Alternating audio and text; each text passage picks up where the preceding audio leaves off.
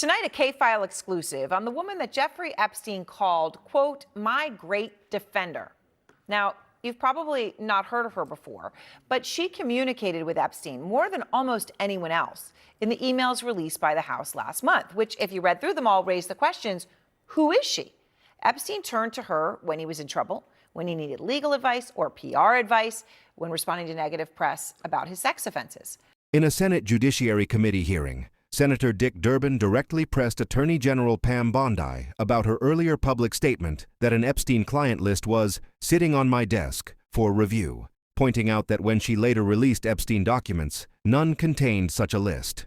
Durbin asked why she had publicly made that claim and then produced nothing relevant to it, to which Bondi responded that she had not reviewed the documents yet and reiterated that no client list existed.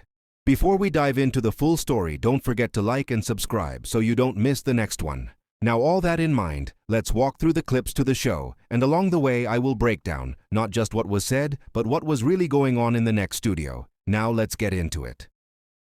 Tonight, a K-File exclusive on the woman that Jeffrey Epstein called, quote, my great defender. Now, you've probably not heard of her before, but she communicated with Epstein more than almost anyone else in the emails released by the House last month, which, if you read through them all, raised the questions, who is she?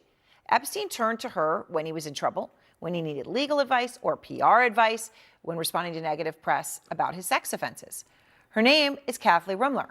She was White House counsel to President Barack Obama. She now is the top lawyer at the storied investment bank Goldman Sachs.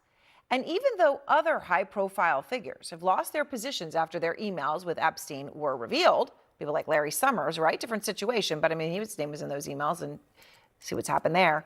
Goldman Sachs still employs Rumler. They are defending her, and K-File's Andrew Kaczynski is out front now. Andrew, that in and of itself is different than what we saw. I mean, most obviously in the Larry Summers case, but anybody else sort of in close proximity to Epstein, it's not seen as a good thing. So it's this remarkable reporting that you have. You saw her name in here more than almost anyone else. You went through, you found out.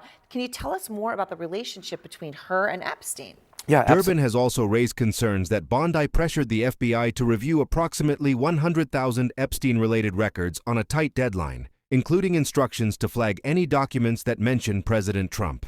This review reportedly involved putting about 1,000 personnel on 24-hour shifts to sift through the material, leading to questions about whether political considerations influenced the handling and release of the files. Yeah, absolutely. Look, so CNN's K-File, we went through the newly released emails, texts, and Epstein calendar entries, and they reveal a friendship that we found was far deeper and far more personal than previously known. These documents show more than 100 exchanges that Rumler was scheduled to meet with Epstein more than 50 times in a 5-year period. Wow. And look, these weren't just brief check-ins. They included lunches and dinner with celebrities, people like Bill Gates, Woody Allen, Steve Bannon, and Aaron.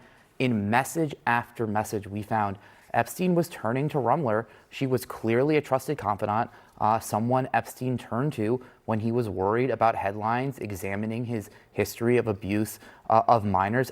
Rumler appears to have even helped, this is something we found, even helped craft a public relations statement for Epstein in response to a forthcoming Washington Post editorial in 2019 that was calling on Congress to investigate him. Now, this was a few months before he was indicted on federal charges. Take a look at this right here.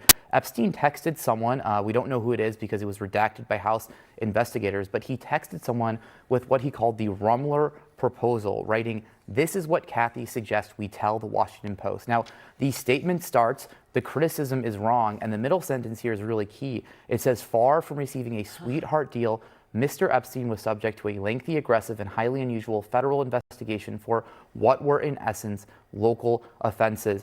So, Aaron, we asked Rumler, did you write this statement for Epstein that said he didn't get a sweetheart deal? And she did not answer that question directly. She instead told CNN this: "I was one of a number of lawyers Epstein informally reached out to for advice.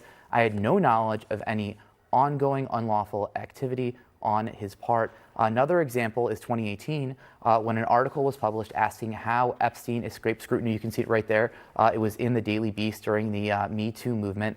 Epstein sent the article to Rumler, to which she replies back to him, quote, calling it a novella of rehashed crap. Now, we asked Rumler about this, and Rumler told CNN she was calling the article crap, but not the allegations saying I was obviously referring to the reporting, not the allegations of any victims. I have deep sympathy for anyone victimized by Epstein, and as I've said many times, I regret ever knowing him. All right. I want to ask you another question, but just to be clear, the deal that she referred to as a sweetheart deal, just to be clear, we are referring to the deal with Acosta in Florida, The where 2008, yeah. he got to go home every day. Yeah, the very famous continue. one that is called Yeah. a sweetheart deal. Absolutely. Okay. That's what we're talking about. All right. I just want to be clear. So she's okay.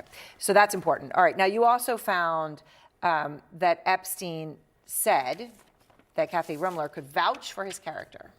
That is right, Aaron. In a 2017